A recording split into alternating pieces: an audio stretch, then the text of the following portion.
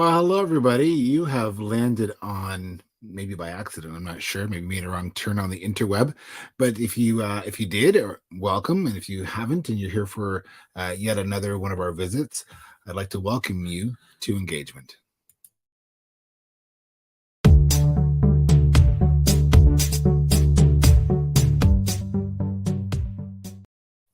So my name is Doug Robbins. I'm also known as Doug the Officiant, as you can see in the bottom corner.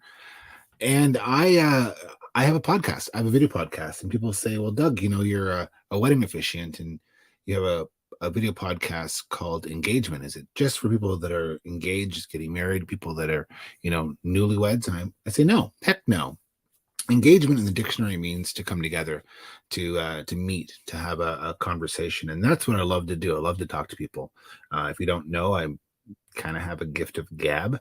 I like to talk a lot, and I started a video podcast during COVID because, let's face it, I could. And when I thought about, well, what do I want to talk about, or who do I want to talk to, it basically came down to whatever tickled my fancy. So sometimes it's a bit of a potpourri. Sometimes it's a bit of a whiplash from boomerang, because you go from here to there to there.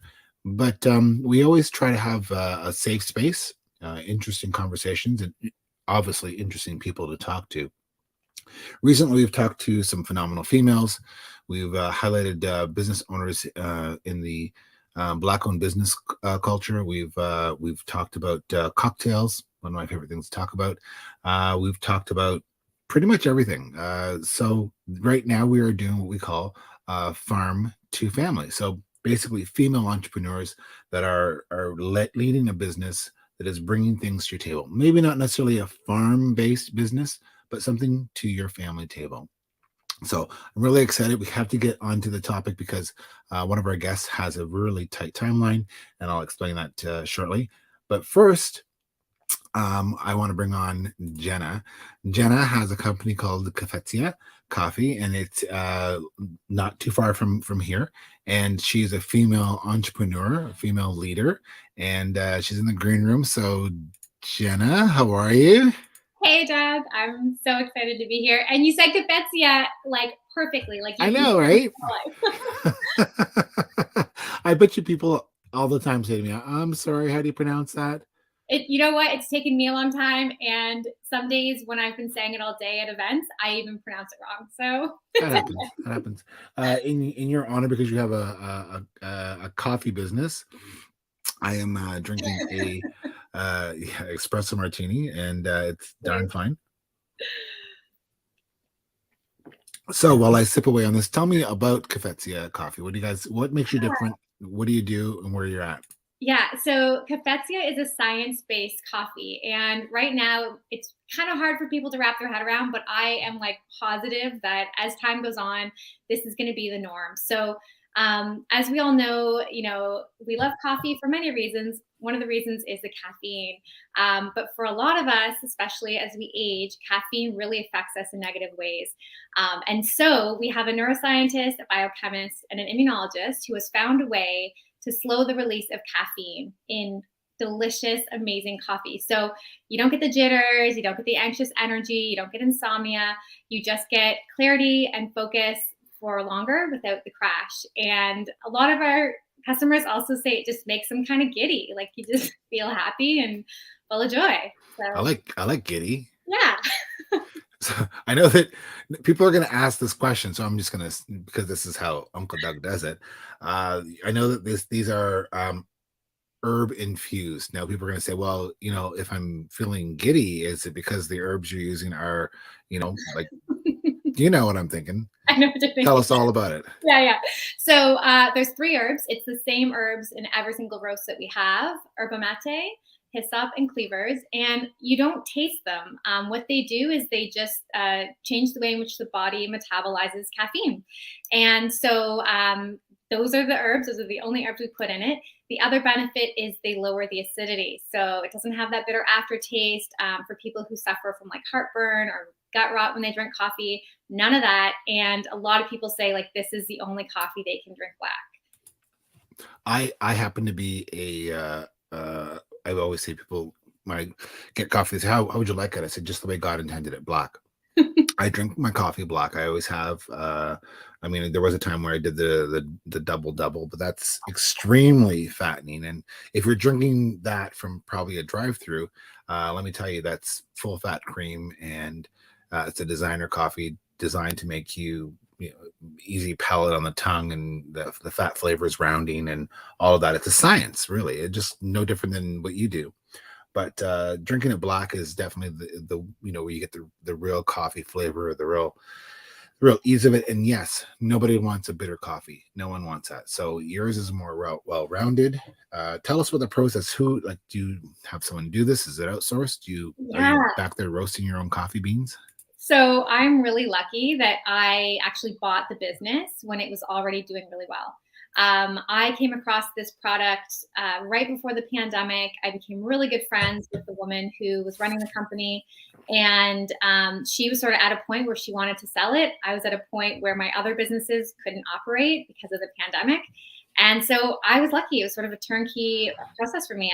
I came into the business. We had all the manufacturing set up. We had retailers already. And so my sort of initiative with this is really just to take it beyond London, where we started, to make it a global brand. Well, it's neat that it was originally female owned and now it's still female owned. So that's really cool. So I've of course creeped your page and found some coffee pictures. Now, bear in mind that your packaging has evolved, as all good branding should, right? We know that. This is, I think, early on. Yeah, that's about a year ago at the beach. Coffee at the beach, hot or cold. This is This is funny. This is like a family album. it's Yeah, like, that's this is your life. yeah, that's last week. That's at our first retailer that has our new packages on their shelves, and it's a brand new retailer, brand new city, inside you inside Woodstock. Nice, Yeah. nice. This is a photograph of the coffee and the herbs. Yes.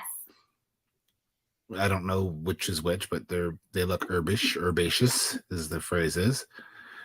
And I love this one here. This is, of course, Lots of coffee. lots of coffee. Yeah. So no jitters, no.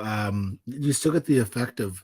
I mean, I know that you're going to get more clarity. Do you still get that sort of morning boost or that midday boost of energy that comes from caffeine? You do, yeah. What the difference is that it's not overwhelming the nervous system, so you still get the same like heightened senses, but it's not such a rush that it puts your body in a state where it's trying to like level itself out. So yeah, you still get all the things you love about coffee. People always joke, "I love the jitters," but honestly, that's not good for you. Well, it's slow release. I mean, we eat other foods like whole grains, like in way of bread for carbs, that are slow release in your body. Like oatmeal is a slow release, so you don't crash and burn. So I, on the other hand, I don't crash and burn with coffee. It's definitely intoxicating to me. For those that don't know that coffee beans don't look like this, Mm. they actually look like this. They're actually a red and green berry that is then dried and then sorted, graded, then roasted to what's called a crack, first crack, second crack. So they don't look like they don't come off the tree brown and hard and glossy like you think. This is your new package, which I'm very excited to show. Yeah. Very fun, very funky, Yeah. very recognizable. So if you see it on the shelves, you know where to get it. Where do people buy your coffee? I'm sure they can buy online, but where else? Yeah, so we do direct online. We also do a lot of markets, events like that. We also have about 40 retailers now, mostly in the London area. Over the spring and summer, we're moving into Hamilton, Kitchener, Waterloo, Guelph, Cambridge, Toronto, Ottawa, all the GTA. That's kind of our region right now that we're moving into. Nice, nice. There's also, I mean, this is all set up at speaking of markets and trade shows. Do you have any coming up in the next little while that are that we would know Yeah, about? Or we have two this weekend in Windsor. So we have some Windsor retailers, Fine Herbs Inc. and Brander Farms. So we're going to be doing some sampling there, as well as meeting with potentially new restaurants, cafes, and retailers. We currently are only in two cafes. We're very specific about the vibe. One of the things that's really important to us is to sort of be the anti-hustle of coffee. There's lots of coffee that really bigs up like how intense you'll feel when you drink it and how much to drink. And we don't really want to be that. We want to be a company that helps you return to calm and peace and wellness and mindfulness, connection, community, all those good things you talked about at the beginning. So when it comes to a cafe, we really want that vibe to kind of go along with our coffee. so I'm always interested to find out how you got to this location, how you got into this business. Like, what, you just didn't pick up the paper and go, "Oh, look, there's a coffee business for sale. I think I'll buy it." Maybe you did. I could be wrong. tell tell us how you got to where you're at now. Yeah, I mean, it seems really irrational and impulsive, but I've been an entrepreneur most of my life. I don't fit very well into structured organizations because of the way that my brain works. And so being an entrepreneur really allows me the freedom to construct my days and my visions and the things that I like to do in a way that is also impactful and valuable. And so I've had a number of businesses before. I'm always trying to explore new things. And it kind of did fall in my lap. And I just thought, you know what? I have no idea how to run a business like this. I've never done packaged goods. I've always been in like the service industry. And so I thought, you know what, this will keep me busy for a long time. I probably won't get bored of this. I'll have a lot of challenges. There'll be a lot of, stress that I'll have to figure out. And for me, that's really what attracted me to it. Obviously the coffee is fantastic. But there's just the dream is bigger than I probably will achieve in my life. And for me, that was kind of what sold me on it. Was this is bigger than I think I know what to do with. That's not a bad thing to have. I I love the slogan behind you on your banner. Is that something that you started, or is that Yeah. Yeah. nice? So that's really like a part of a much larger thing we want to do, which is build a community outside of just coffee. The whole idea of like be well, be kind, be ever evolving. There's a lot of really important things to me in my own value system around social justice and the environment, inclusion, all these things that I think, you know, are important for me to exercise within a company. And so it felt important to kind of have a division maybe of our company that really focuses on those. So we're currently building a board of really amazing people who are going to help us, make sure that we're living up to this. We're Nice. building a community through a QR code on our new packaging. Oh, So cool. yeah, right now there's not much, but the idea is that every day and every time you make your coffee, you can scan that code, and you'll find yourself on a page where there's something new every time, whether it's a journal prompt or something special with our community members, whether it's a message of the day, but essentially that deeper information and value that can help you live well and be kind and be ever evolving. I love that. That's a really great idea. That's a super initiative. So I commend you for that. I, of course, did, of course, comb through your social media as I do, bit of a social creep, I suppose. And I saw the very much the be kind, be well kind of placement in equality and diversification. And that's great because you know what? Coffee appeals to all, right? Yes, I really what I think is so fantastic about the fact that I found myself in a coffee business is that coffee connects all of us. It is the story of us as humans, and I love that from the cherry, from the tree, from the origin of the coffee right to our table with the coffee, it's affecting so many people's lives. And when you look at every place on this planet, coffee has been a part of storytelling and connection and politics and social movements and I really want to bring people back to that. I really want to bring them back to the roots of coffee with a new sort of like evolution and expansion on what we can do when we come together. Well, I mean, there are cultures that do what's called a coffee clutch, right? Where they get together, they have coffee, and it's a ritual. And people don't realize it's really very much a ritual to sit down together, from the grinding to the brewing to the enjoying. It's a ritual where they have time to think and calm and meditate, or have good intention. So I think that's a really great connection that you've made there with that. So tell me about your stuff. You got big crew, little crew? Is it just you doing everything? Yeah, it's always evolving.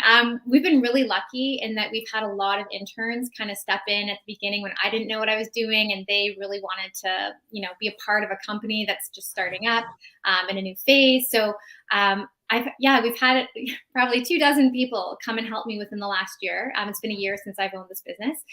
We now have people who show up for sampling events, people who help us like with our packaging and our photos, and so we have this this larger crew or group of people that sort of help with specific things. And then just recently have about 2 or 3 women who are going to be helping with more like day-to-day stuff, so that I can focus on more of the community building.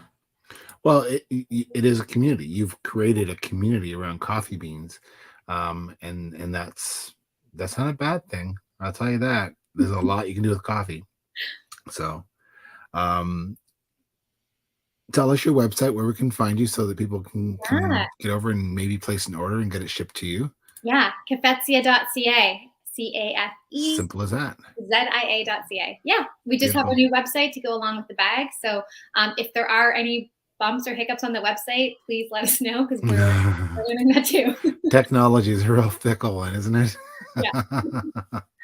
So coffee is really, really big right now. The other thing that is extremely big and trending for right now in the food industry it's hot sauce. Hot sauces are huge, and I'm really happy to invite in our next guest, who is also a female-led, female-owned entrepreneur when it comes to bringing things to your table, and that is Christie. And Christie is from Halo Heats, and they have a lot going on at Halo Heat. So I'm going to bring Christie in. There you are. How are you?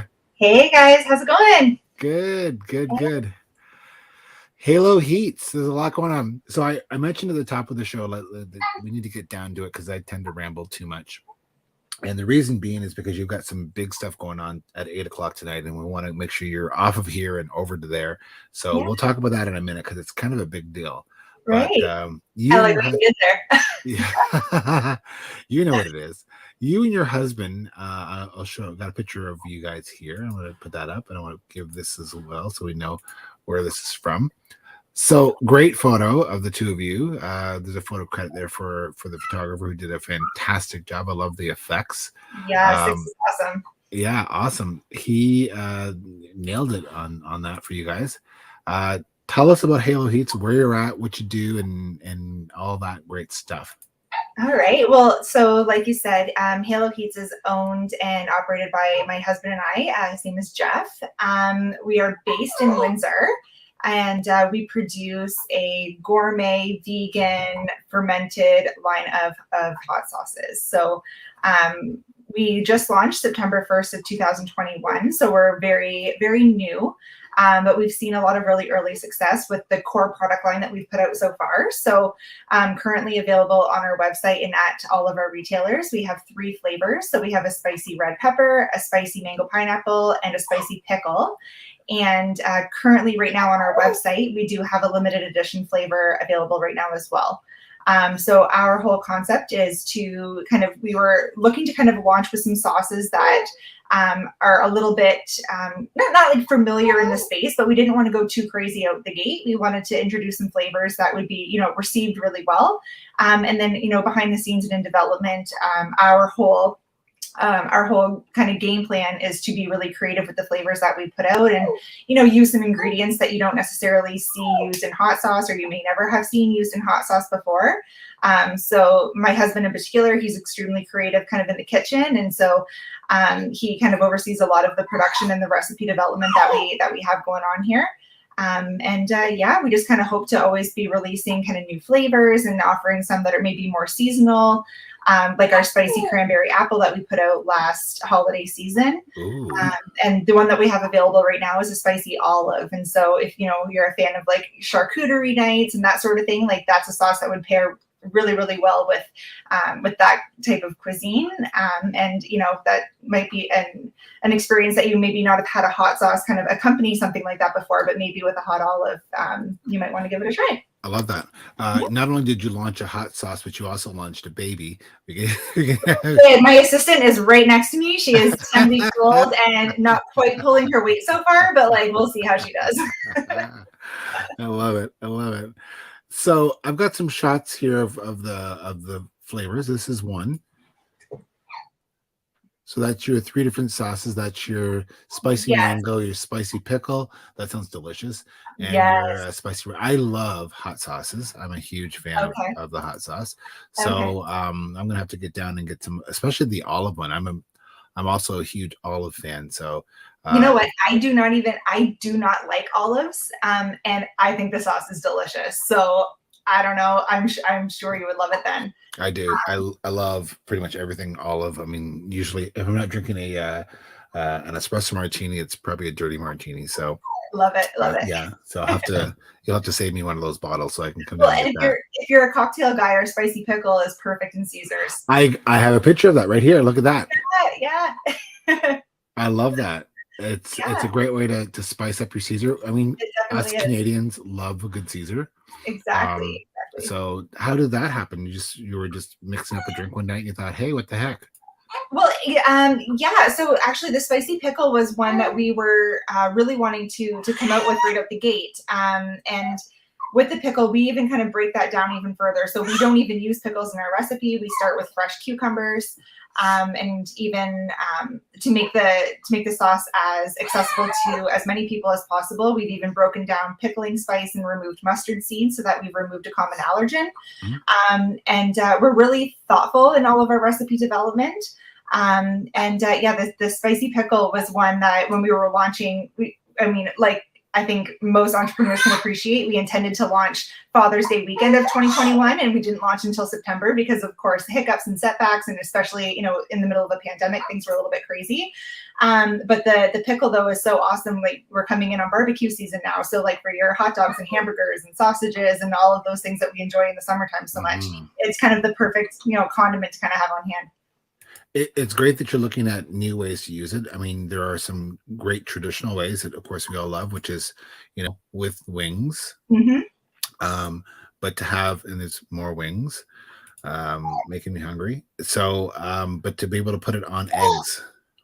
Oh yeah, absolutely. Right? And that's our spicy red pepper there. So that's the flavor, if you're more familiar with using like a Frank's or a Tabasco, like that's a flavor that just goes on absolutely everything. It's delicious on everything from breakfast to dinner. So you really can't go wrong with that sauce. And that's also why that's part of our core product line, is because if you're a fan of hot sauce, you should be pretty good with that one. And then our flavors kind of get a little bit more adventurous from there. Yeah. So also great on pizza, of course. I mean, that's one way to eat the crust, is to put some hot sauce on it. That's right. Right. That's right. And one more here. More wings, of course. More wings. Love me some wings. So for sure. That's awesome. Here's the lineup in the way of whether you want to spice up your cocktails or not, and there's nothing wrong with that at all. Just drink responsibly, folks. But it's a great way to add, a little bit of something to your drink and enjoy it. So exactly. I want to talk about the elephant in the room, which is your big news. If people don't know this, I think this is extremely exciting. Your product line has been picked up by a very well-known TV game show, and you're going to watch the 7 o'clock or the 8 o'clock show of this. Exactly. And for those who don't know, it's Let's Make a Deal. Let's Make a Deal. Yeah, Let's Make a Deal. The production team reached out to us last November, the very end of November. They found our brand online and they really loved the look of it. They loved that our product was in a squeeze bottle, which, there are some others on the market, but it's not nearly as common within the industry. They really liked our branding. They kind of liked what we were all about. And the show itself, they did share that they do like to support small businesses as well. So yeah, they reached out to us and found us and asked if we wanted to have a product feature on the show. I'm sorry, my little one's gonna be your assistant. My assistant, here she is. So yeah, they reached out to us and they requested our product to feature in one episode. So we, sent some product out to California and they filmed an episode with it. And then they ended up really liking the product so much that they used it in 2 subsequent episodes. So we kind of got 3 episodes out of the deal. Yeah, our final episode airs in just over half an hour on CBS. So if anybody wants to check it out and tune in to Let's Make a Deal, you'll be seeing, as far as we know, we've been told our episode is airing tonight. So nice. That's pretty incredible. That's a great call to be getting. Your product is going to be on there. So absolutely, so cool. I love the whole. I mean, I have a soft spot, obviously, for female entrepreneurs, especially. But the balancing act of business and baby is on point tonight. So the balancing act is very real. Yes, this is motherhood in 2022.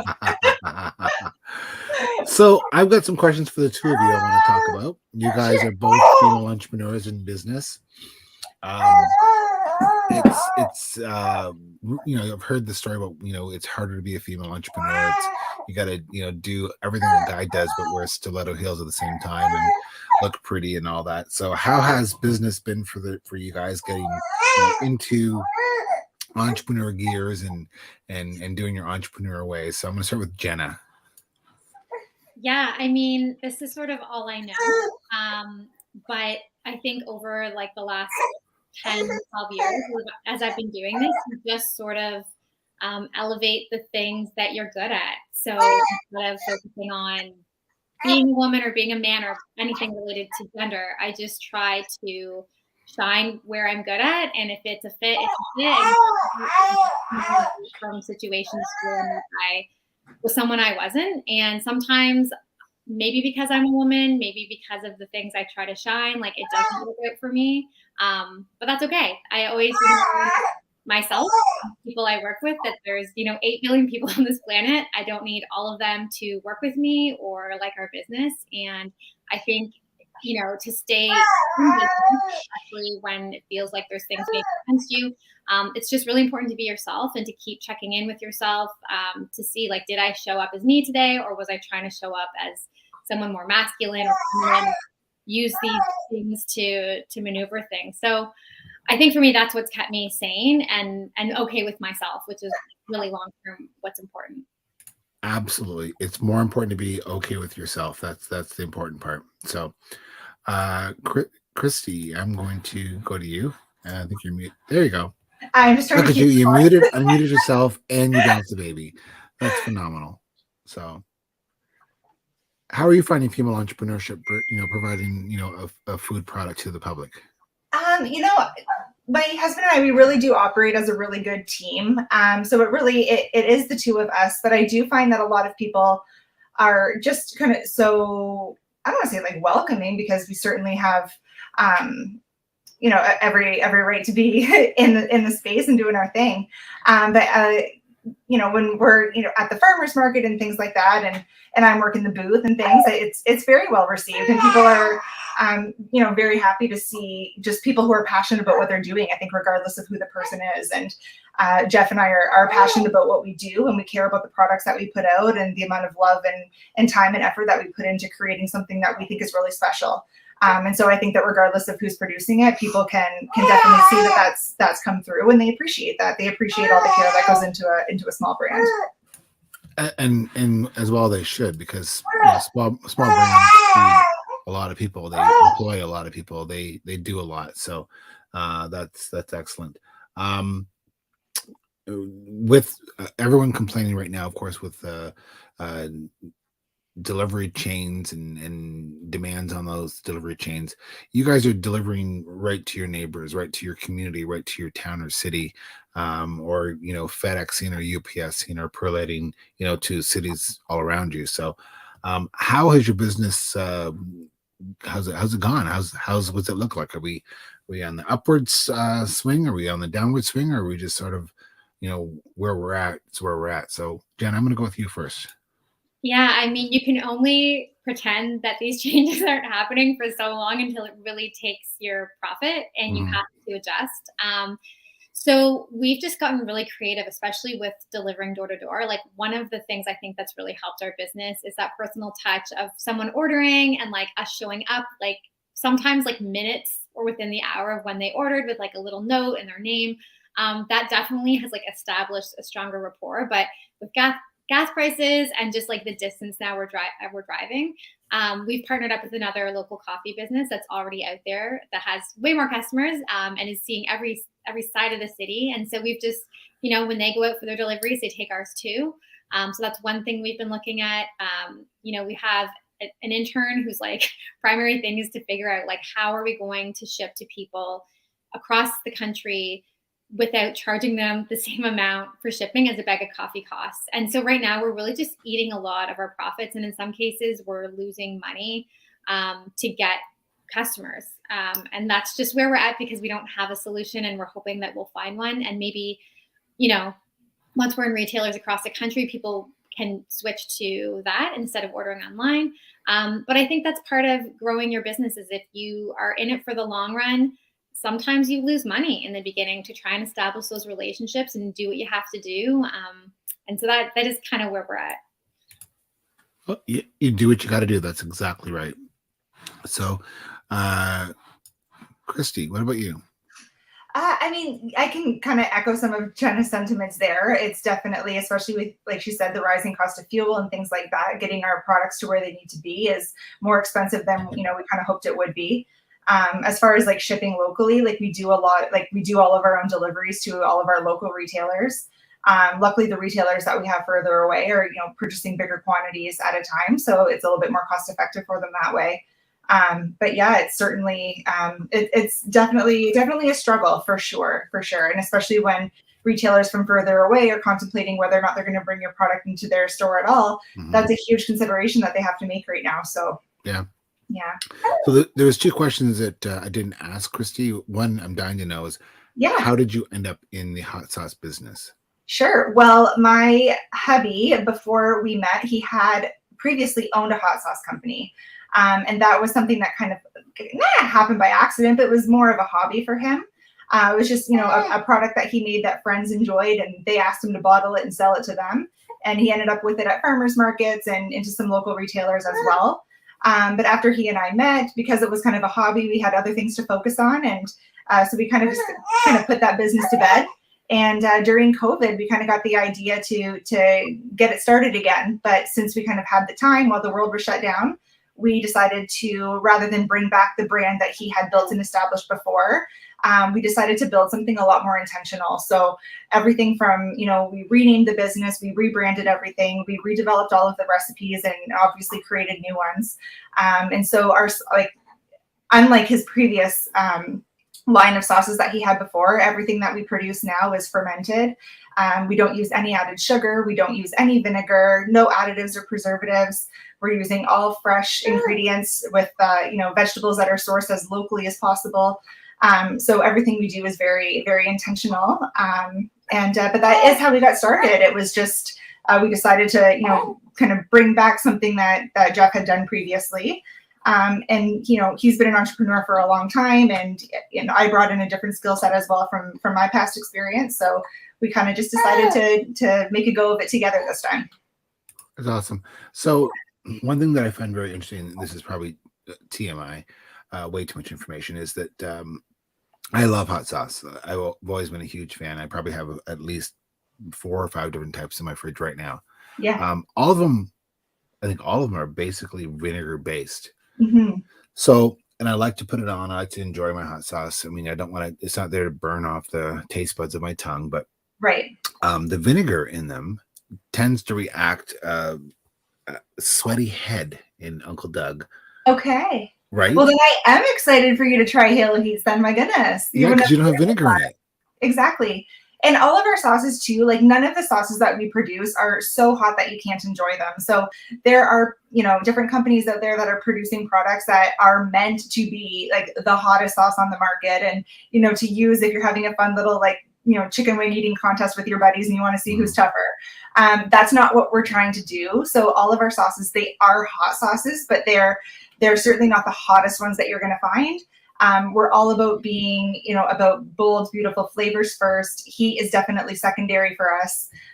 And that's why we put a lot of care and a lot of thought into the recipes and that sort of thing. I'm definitely going to try yours because I want to also celebrate the bold flavors as opposed to, I've done the heat and I've tried one called the bomb. Where I won't go there. I did just the tip of a toothpick when it approached my lips gave me the hiccups without even.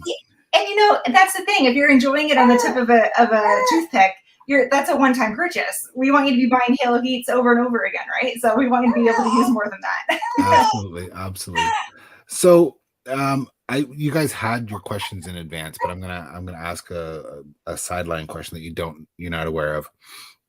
What would you say to the 15-year-old entrepreneur female that may have been you or someone else back in the day?